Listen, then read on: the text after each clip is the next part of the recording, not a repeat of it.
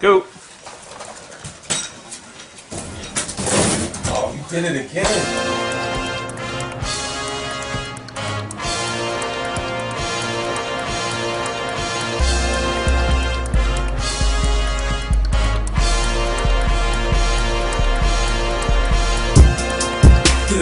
Welcome back to Guards and Grill Boxing, baby! GYGB in the building! Some man Sleep. Coltrane. Shout out to the brass. Doc, Big Mike, Ryder Dobb, BJ Murray, the Violent Boy. It's your weekend, sir. A lot of kids' activities.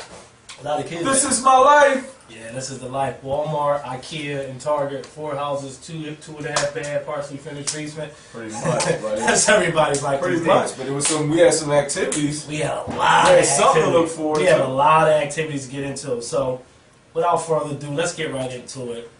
Last Saturday night, Eureka's Gamboa versus Jorge Solis in a featherweight title bout, because Gamboa did have a strap that he put on the line Saturday night. I don't know who's going to take that from me, but let's get right into docs around kind of the lower weights. The titles is a lot of little increments of weight classes and stuff. It is. There's a lot of little increments. But what was your take on the fight? Gamboa, he's just an interesting phenomenon to me. Like, definitely, I see the improvement in his fight game, but it's kind of hard to. You do? You can't, like, this is the thing. You can't feed into the telecast at HBO. No. Roy was keeping it 100. Unfortunately, they have ulterior motives. They got to compete with, they got to compete with Showtime. No doubt. Shout out to Shameless and crazy. They did get the weight up.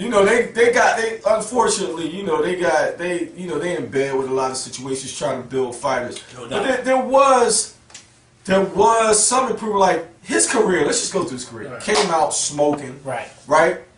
Hands was down. We saw his bounce was off a little chinny. His balance, that's key. Then his hands came up for like one fight. He start boxing. It came up for like one fight. The last fight he had. His hands came down again.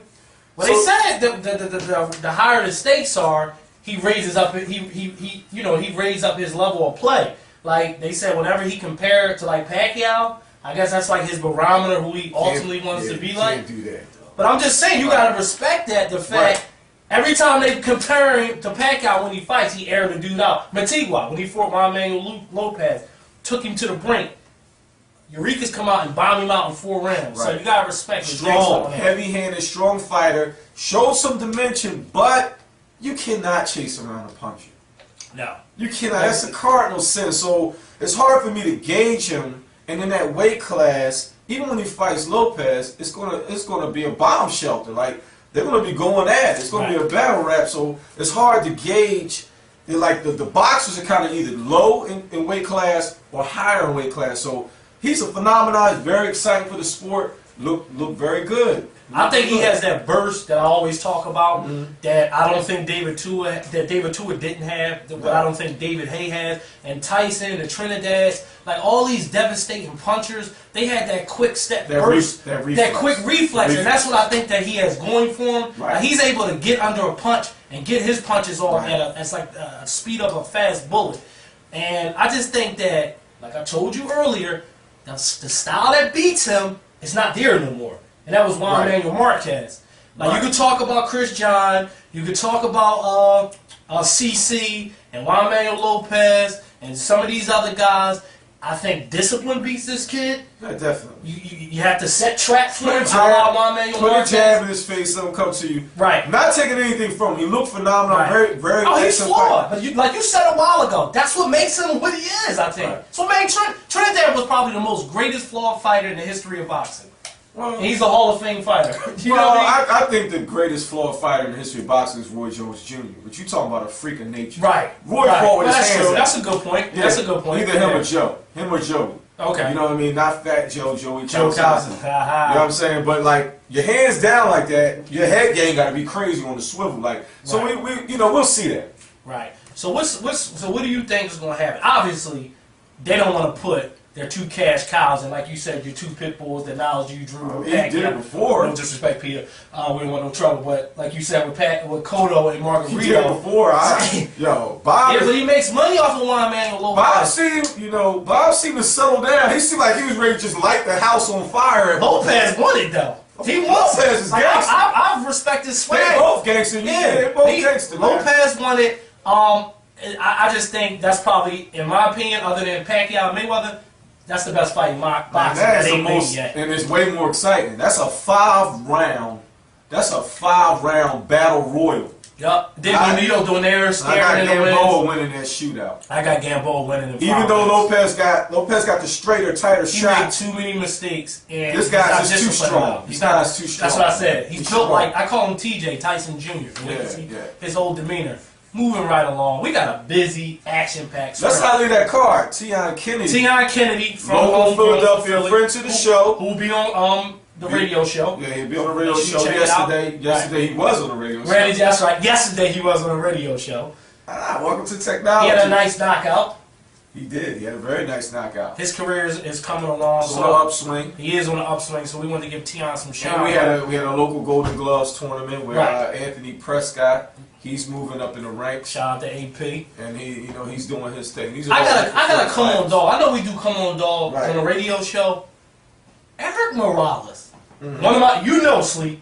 That was always one of my favorite fighters. El Terrible. I had to make sure I had his name right. El Terrible. Eric Morales was always one of my favorite fighters. You alright? However, how is he in line to fight Marcos Maidana? I'm sorry, Marcos Maidana. He's fighting next month. He blew a lot of fights just on emotion. On emotion, he won one of the. I mean, Barrera. I think he won one. Barrera won one. They should have went. They robbed each. The third one he just forced. No disrespect to Eric, because that's a very good name. Oh, very talented fighter. I love the way he throws his combos. I love the way the lead foot is planted.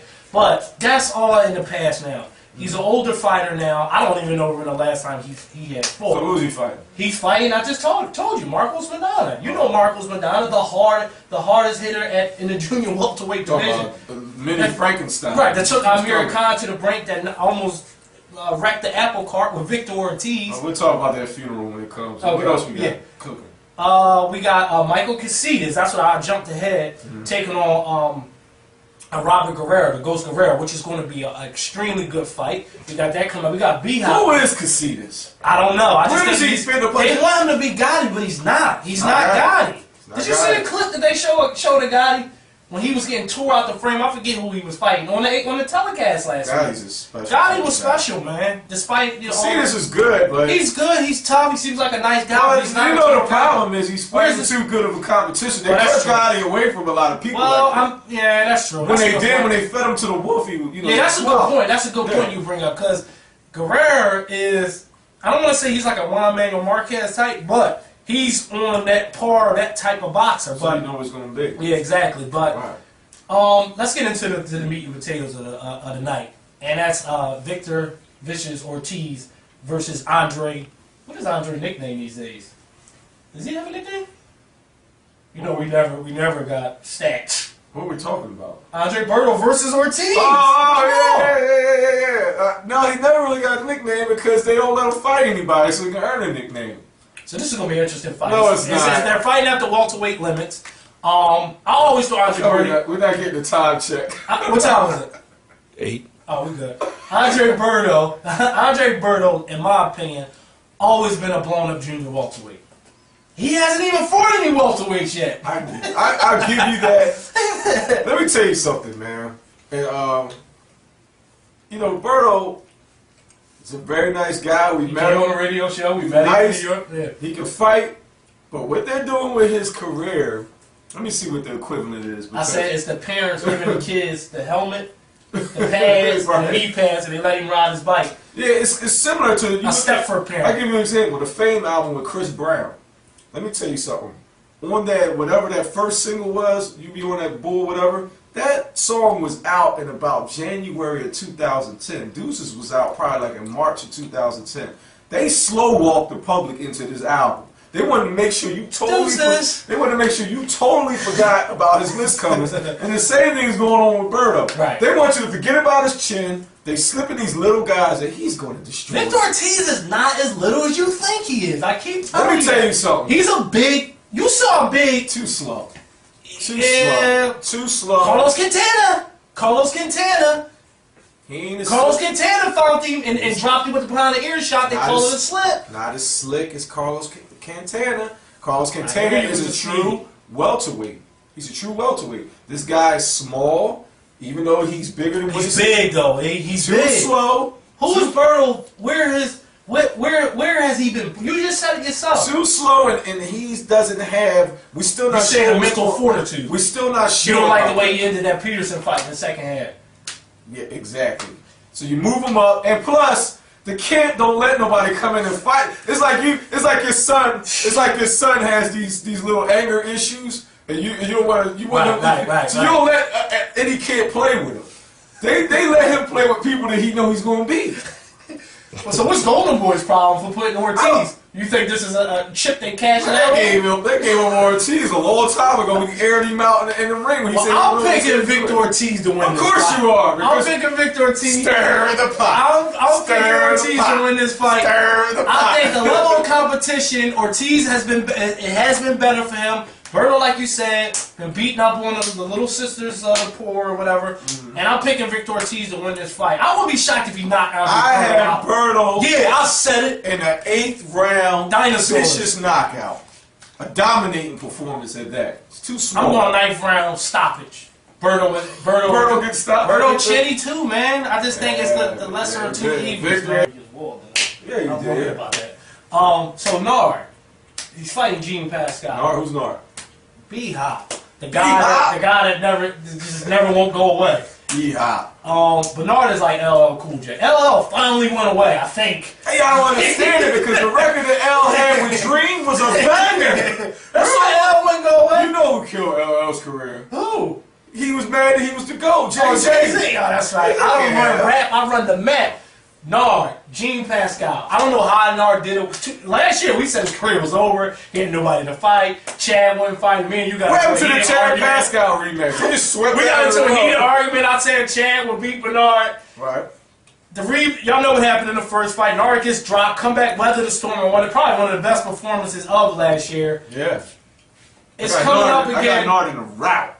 Yeah, I think. Once he figure you out, it's a rout. I think Kelly Pavlik, Jermaine Teller, now Gene Pat. You see it. He had that look. He had the Jermaine Teller eyes. I call it the Jermaine Teller eyes. That was before. What did he do to you mentally? That was before Jermaine got shell shocked. Jermaine won the fight, so pure athleticism. Great job. But Pascal, he was gone. He was That gone. fight. That fight's going to He be drove him ugly. to a drunken stupor, pardon the pun. Welcome back to the highest plateau, Bernard Hopkins. Once again, he's going to be a champion.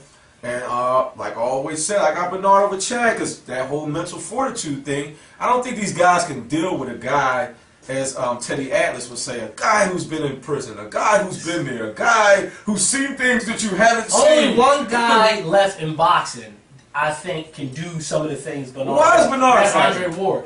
He's crafty. You can't teach Now, that. Eric Morales is obviously probably fighting for money. Right. Vander Holyfield's probably fighting for money. Bernard lives in Central Shane Park. We know where Mosley, Bernard lives. Shane Mosley fights for But money. he got took We gin can- and juice. We can find Bernard anywhere. Right. You know, he lives in Oh, Delaware, nice, the lowest taxes in the nation.